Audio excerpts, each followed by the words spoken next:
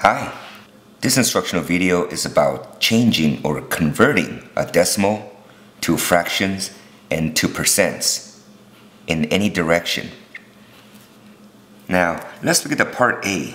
I have here 4 separate examples for you to work with. So I'm going to give you the first one, the easiest one. You do the hard ones. Here's a silly way of looking at it, but let me show you this.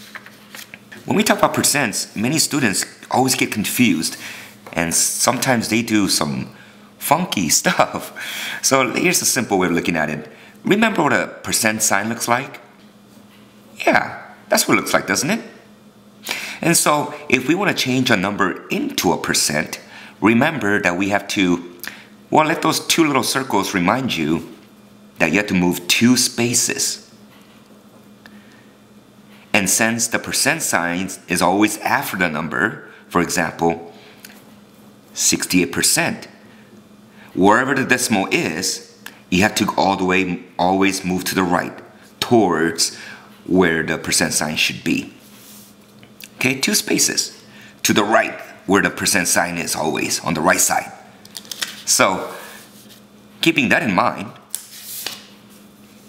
here we have 0.7. It's a decimal number. And how do you make this into a fraction?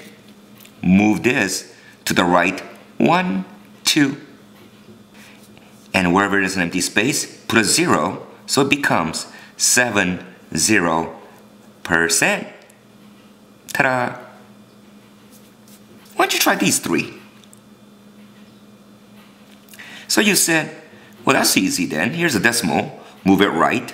1, 2. So that becomes 60.5 and then percent. Too easy, huh?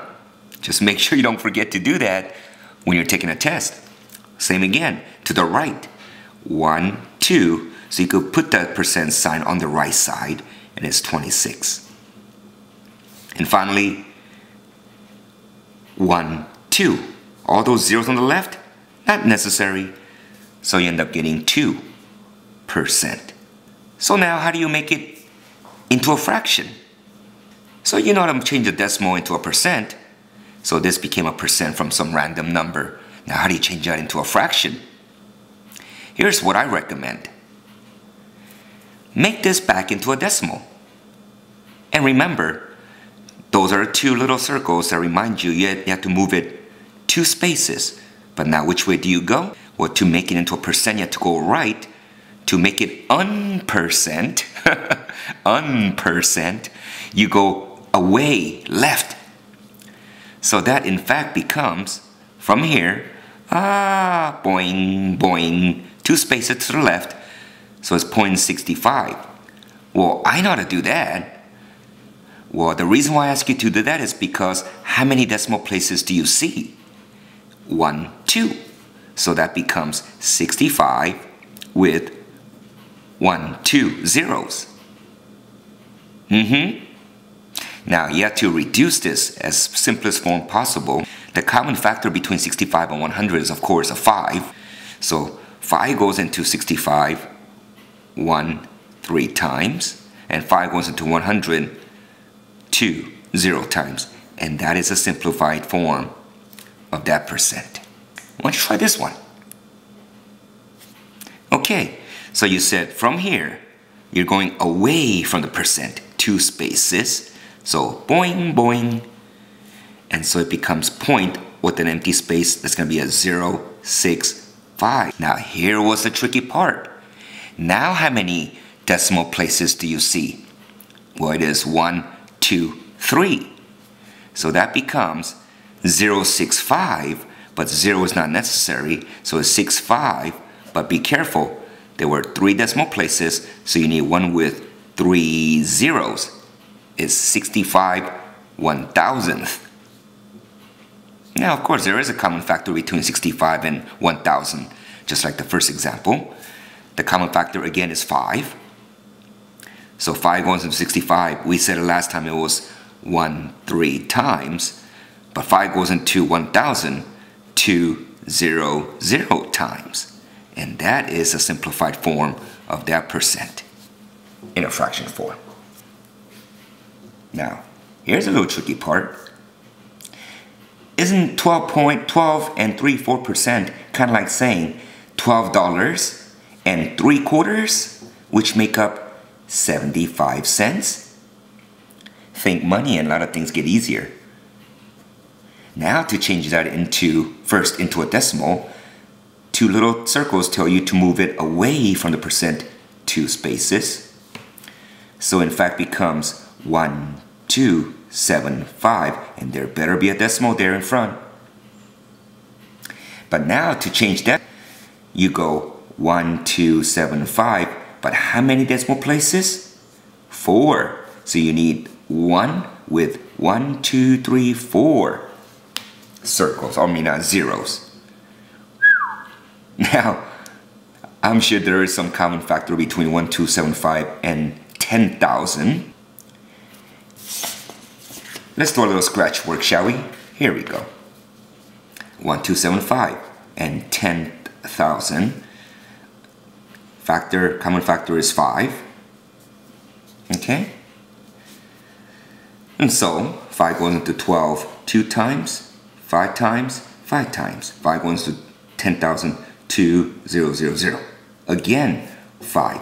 Without a calculator, it's gonna take a little while. 5 goes into 25, 5 and 1 times. 5 goes into 2004 with 2 zeros. I think that's about it, huh? So, the simplified, whoops, I'm sorry. I did all that calculation, didn't even show you what it looks like. There it is. There were common factors of 5 twice, and I reduced it to 51 over 400. So, that is 51 over 400. And finally, this one's a tricky one. Did you get that one? You noticed that 1 over 3, you know the top number goes inside, so when you simplify or divide, 3 goes to 10.3 times. However, you know it's going to repeat continuously. In this kind of situation, what you can do is simply round it off and say, this is the same thing as saying 83.3%. And so to make it into a decimal, you move it away from the percent sign, so it's to the left. So that becomes 0.833333. So since it repeats, I'm going to cut that off even as well. The reason is, how many decimal places do you see here? Well, it's going to be 83 with 2 zeros. And if you put another 3, you just add another 0 every time. Every 3, you put a 0. So this is the simplest form. And that, in fact, becomes the simplest form in the quotient form. Now this one. Yeah, we kind of did that over here already. To make percent into a fraction, we had to make it into a decimal. And that's what this is. Now in this case, there's no decimal, so you know it's 9.0% or 9%. So to make it into decimal, you move it away from the percent, 1, 2. So it becomes 0.09. That's it, homie. So this one is 1, 2. Too fast? Too bad. There it is. Move that to a decimal. 1, 2. So that becomes 0.084. Just make sure you take your time when you're taking a test so you don't make careless mistakes. And this one, there's no decimal, so that means it's always on the far right. 1, 2. So it becomes 0.78. Let's all go home now.